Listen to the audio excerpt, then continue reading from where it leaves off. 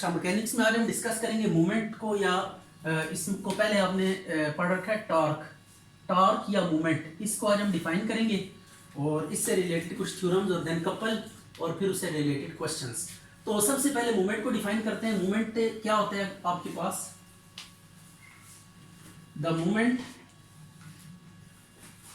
Of a force P on a rigid body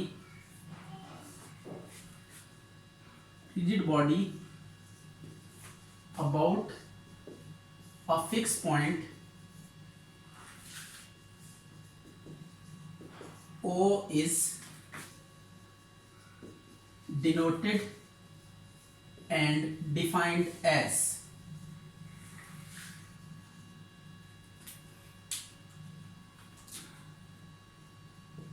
M या G से इसको denote करते हैं। तो ये होता है आपके पास D क्रॉस P। अब D क्या है यहाँ पे, इसको हम समझने की कोशिश करते हैं। सबसे पहले आप देखिएगा कि आपके पास सपोज कर लीजिए कोई रिजिड बॉडी है। इस रिजिड बॉडी का ना एक पॉइंट हमने फिक्स किया हुआ है, ये O पॉइंट हमने फिक्स कर दिया। कोई कील लगा के या किसी तरीके से इसको फिक्स कर दें ताकि ये पॉइंट मूव ना कर सके, आप जो मर्जी फोर्स अप्लाई करें। तो ये O पॉइंट हमने क्या किया, फिक्स किया।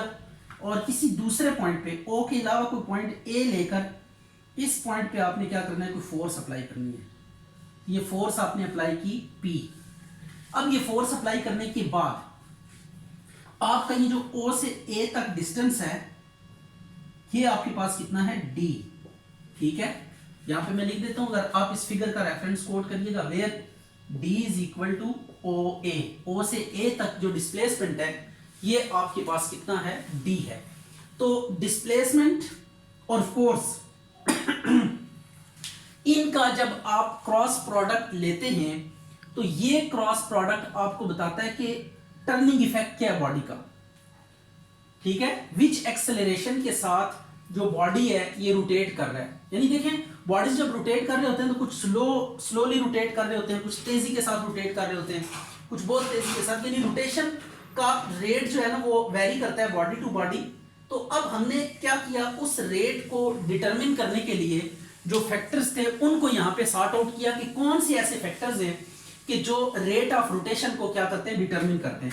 मसलन देखें, एक पंखा आप चलाते हैं, उसकी स्पीड आप कई तरह से वेरी कर सकते हैं। फुल फास्ट स्पीड पे आप उसको चला सकते हैं, फिर आप थोड़ा स्लो करते हैं और स्लो करते हैं और स्लो करते हैं और स्लो करते हैं। तो मीन आप देखते जाएं कि जो रोटेशन का रेट है वो वेरी कर रहा है। ठीक है, एक फैन के लिए। इसी तरह गाड़ी का टायर जब घूमता है, गाड़ी तेज चल रही होती है तो जो टायर है वो बहुत तेजी के साथ घूम रहा होता है, यानी रेट ऑफ रोटेशन बहुत हाई होता है। और जब गाड़ी थोड़ी आहिस्ता चल रही होती है तो टायर भी आहिस्ता आहिस्ता घूम रहे होते हैं, मतलब रेट ऑफ रोटेशन कम होता है।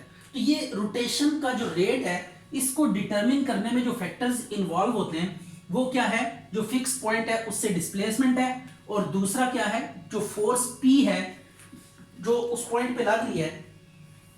ये दो चीजें मिलकर उस रेट को डिटरमिन करने में क्या करते हैं, कंट्रीब्यूट करते हैं। तो डिस्प्लेसमेंट और फोर्स।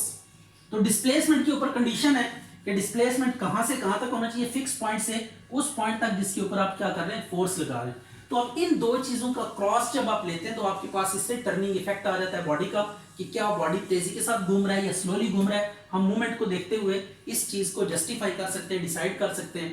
तो ये मूवमेंट की डिटर्मिनेशन में हमने ये दो चीजें जो है ना बहुत ज्यादा, जिसे कहते हैं की रोल प्ले करती हैं, वो ये दो चीजें, एक फोर्स और दूसरा फिक्स पॉइंट से डिस्प्लेसमेंट। आप इसकी कई एग्जांपल्स छोटी क्लासेस में डिस्कस भी कर चुके हैं कि how these two factors contribute in describing movement और टॉर्क और रोटेशन। तो ये यहाँ पे मैथमेटिकली मूवमेंट को डिटरमिन करने के लिए हमेशा वो वाली क्वांटिटीज दी जाती हैं जो फंडामेंटल रोल प्ले कर रही होती हैं उस क्वांटिटी को डेवलप करने में। तो ये दो, डिस्प्लेसमेंट और दूसरा फोर्स, ये दो इसमें रोल चीजें हैं जो कंट्रीब्यूट करती हैं मूवमेंट की डिटर्मिनेशन में। अच्छा, अब हम एक काम करने लगे हैं, इस फोर्स को मैं पीछे की तरफ ना एक्सटेंड करता हूँ, इसके लाइन ऑफ एक्शन को, क्योंकि लाइन ऑफ एक्शन को आप इनफाइनाइटली मैनी जो है ना डायमेंशंस लेंथ तक आप बढ़ा सकते हैं, इसमें कोई टेंशन वाली बात नहीं।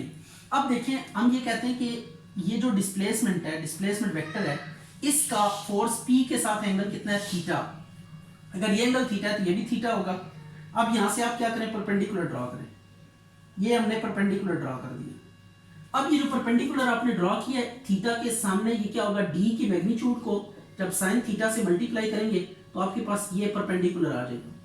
ठीक है, तो अब हम मैग्नीट्यूड की बात करते हैं, मूवमेंट की मैग्नीट्यूड की बात करते हैं। ये होगा D P sine of theta, या हम इसको ऐसे लिख सकते हैं P into D sine theta. तो अब ये दो चीजें आपके पास, एक फोर्स की मैग्नीट्यूड है और ये क्या है, D sine theta is what, it is perpendicular distance from fix point two the line of action of force.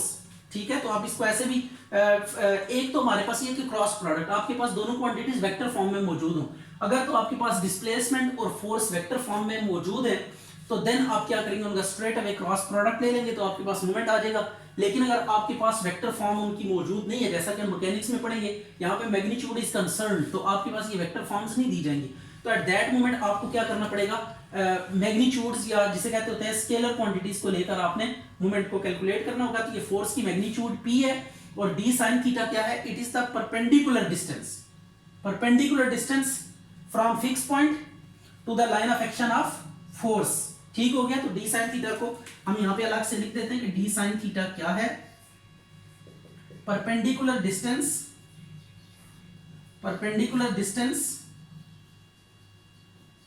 From fix point two the line of action of force. ठीक हो गया, तो perpendicular distance from fix point two the line of action of force, तो ये आपने D sine theta को याद रखना है। तो अब दो चीजें, अगर आपके पास परपेंडिकुलर डिस्टेंस मौजूद है, कैसा परपेंडिकुलर डिस्टेंस, फिक्स पॉइंट से line of action of force तक परपेंडिकुलर डिस्टेंस अगर आपके पास अवेलेबल है और फोर्स की मैग्नीट्यूड आपको पता है, इन दोनों को मल्टीप्लाई करें तो you will get the magnitude of the moment. तो अब इस मोमेंट को लेकर हम एक थ्योरम है वरिग्नान थ्योरम, उसको स्टेट एंड प्रूव करते हैं। That is very simple theorem. उसने क्या किया था, कंकरेंट फोर्सेस ली थी और उनके रिजल्टेंट का मोमेंट कैलकुलेट करने की टेक्निक बताइए कि किस तरीके से आप रिजल्टेंट ऑफ कंकरेंट फोर्सेस का मोमेंट आप क्या कर सकते हैं, डिटरमिन कर सकते हैं। तो सबसे पहले हम वरिग्नान थ्योरम की स्टेटमेंट लिखते हैं और देन उसका प्रूफ देखते हैं। वरिग्नान्स theorem,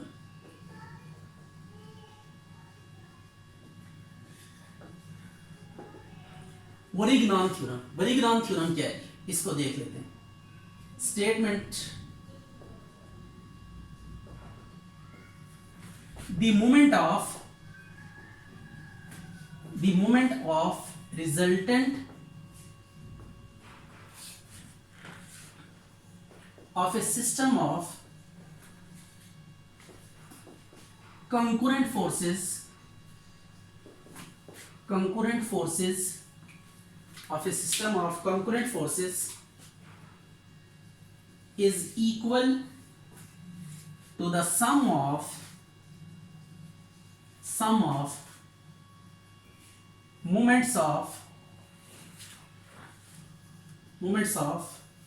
all the forces about the same fixed point,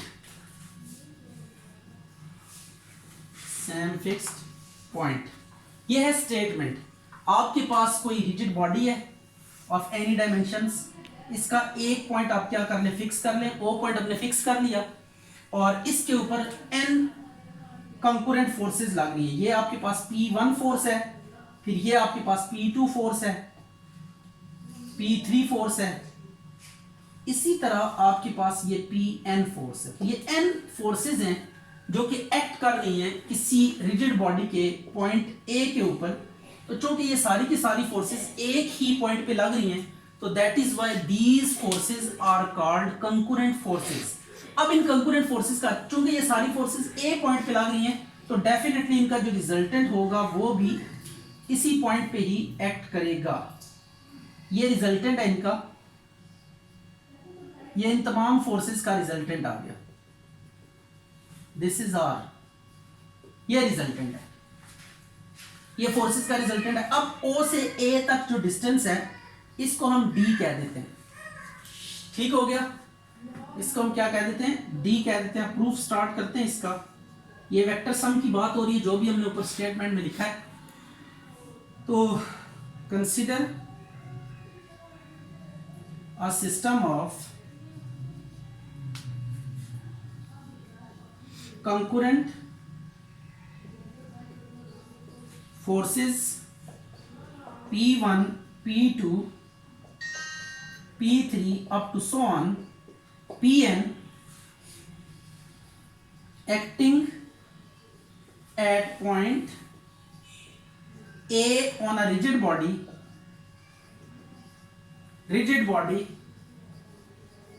fixed at point O such that OA is equal to what? D. Now resultant R is given by, ठीक है, ये आपने वेक्टर फॉर्म ऑफ रिजल्टेंट। देखिए कोई भी forces हैं उनका resultant जब आप फाइंड करेंगे तो उन फोर्सेस की अगर वेक्टर फॉर्म आपके पास अवेलेबल है तो वेक्टर फॉर्म्स का जब सम करेंगे तो रिजल्टेंट की वेक्टर फॉर्म आएगी आपके पास।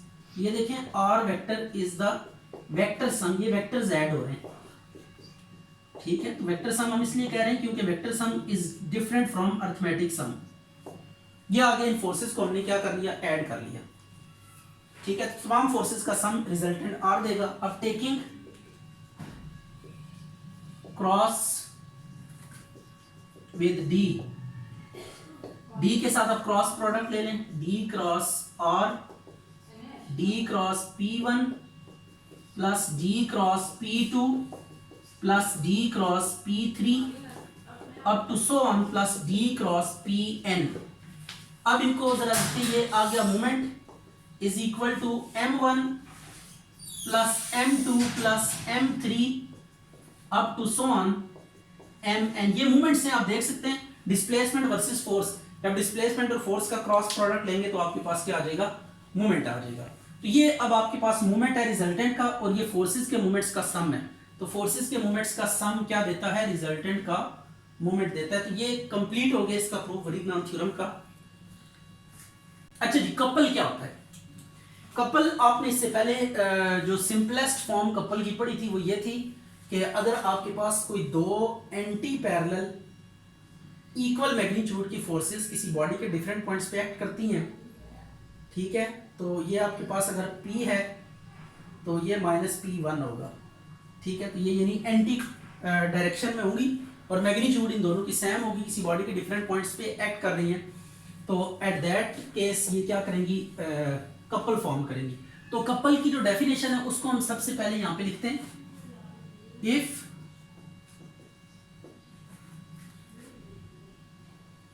a system of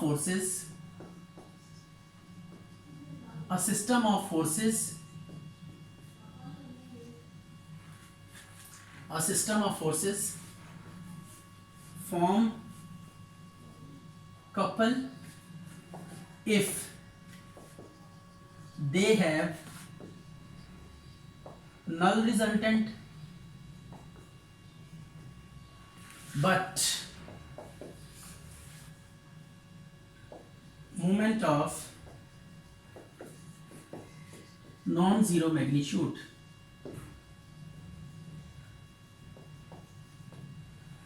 ठीक हो गया कि अगर आपके पास कोई सिस्टम ऑफ फोर्सेस है वो क्या करती है? कपल फॉर्म करती है। कब? जब उनका वेक्टर सम लेंगे तो वो जीरो रिजल्ट आएगा। जैसे ये मैंने सिंपल केस डिस्कस किया, अगर मैं P1 में -P1 को ऐड करूं तो you will get zero resultant. तो अगर दो फोर्सेस का रिजल्टेंट जीरो हो लेकिन मूवमेंट जीरो ना हो तो ऐसी फोर्सेस को हम कहते हैं कि ये क्या कर रही है? कपल फॉर्म कर रही है, ठीक है। अगर दो फोर्सेस आप लेते हैं किसी बॉडी पे एक्ट कर रही हैं, दो या दो ज्यादा भी हो सकती हैं, जरूरी नहीं दो ही फोर्सेस हों, ये सिस्टम ऑफ फोर्सेस भी हो सकता है, एन फोर्सेस भी हो सकती हैं। कंडीशन इज दैट कि इन फोर्सेस का जो वेक्टर सम है वो नल वेक्टर होना चाहिए और जब मूवमेंट आप कैलकुलेट करें तो मूवमेंट इनका नॉन जीरो मैग्नीट्यूड का होना चाहिए, ठीक है। तो नॉन जीरो मूवमेंट हो और रिजल्टेंट जीरो मैग्नीट्यूड हो रिजल्टेंट की, तो ऐसी फोर्सेस को हम कहते हैं कि दे फॉर्म कपल। तो कपल की डेफिनेशन आपने सीखी। अब हम बात करते हैं, यहाँ पे एक आर्टिकल है छोटा सा,